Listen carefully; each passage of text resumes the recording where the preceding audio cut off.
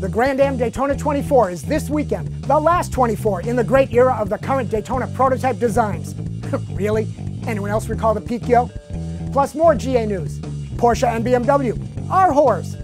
Next, following the lead of the NFL, who now censor helmet-to-helmet plays from any NFL films, NFL Network, and Toyota TV ads because showing them would be, quote, detrimental to football. Grand-Am has dictated to stop showing any track action not good for the image of racing. Then realized they just legislated 24 hours of Daytona black screen.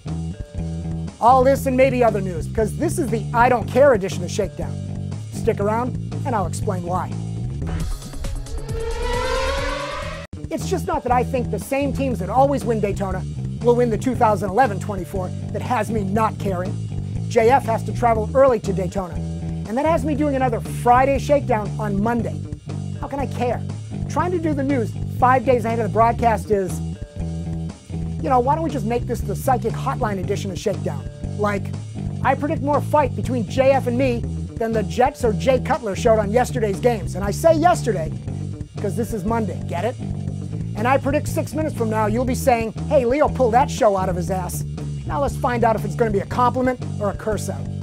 JF, the producer, says he wants more personality out of me. But not, what the f is that word? It's visual. I know. How's that going? I predict great. You know what? Let's just do the news. You call my sister a whore, and I'm going to fight back.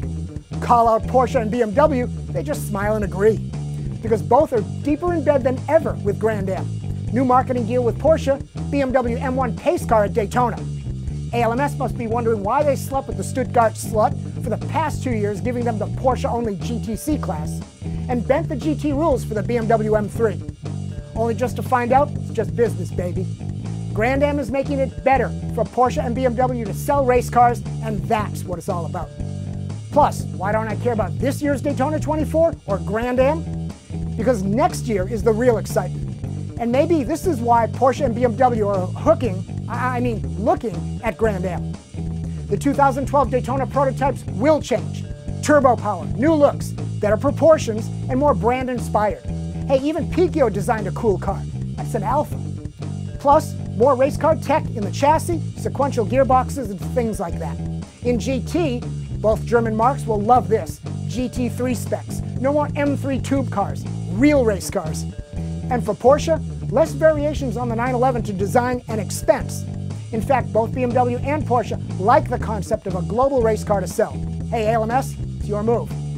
So back to the actual racing. Free up design space at Porsche, what do you get? You use it to build a 911 GT3 rally car. 3.6 liter, 400 horsepower, built by the PZ Mannheim Penske Sports Car Center. Raced by the Work Shoes, Timo Bernard and Romain Dumas, in the German Rally Championship. But this is not the first time Porsche factory raced rally. Hey JF, show me a clip of the 959 in Dakar that you didn't edit into last week's show. January 1, 1986. 486 vehicles leave Paris for the running of the 8th Paris-Dakar Rally. The Porsche teams of Medge and Lemoine and X and Brasseur set a blistering pace early on and show the stamina to maintain as the 959s find their desert legs.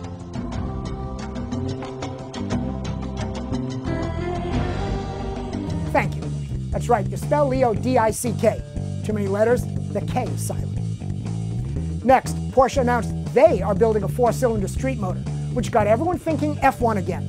But A, the motor's a flat 4, and that's not F1 spec. And B, in the new VW Group alignment, Porsche does all the sports car work for Volkswagen, Audi, and themselves.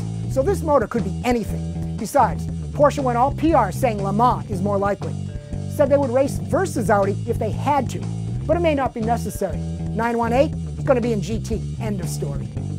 To put an end to this, with Grand-Am piling into the turbo racing engine plan, if you look around by 2012, 13 or 14, almost every series, from F1 to even Tanner Foust's new drift car, will be running smaller engines and turbos. Yes, Tanner's 2011 Scion will ditch the NASCAR V8 and go Turbo 4. And yes, I will cover TA and Formula Drift very soon, because they are real race cars, you commenting bastards. But all this Porsche talk has me trying to remember which car was the first Porsche turbo race car. Was it this 924 GTR? No. Was it this Porsche Carrera RSR 2.1-liter turbo prototype, which scored second overall at the 1974 Le Mans? Actually, no. So which car was the first Porsche turbo race car?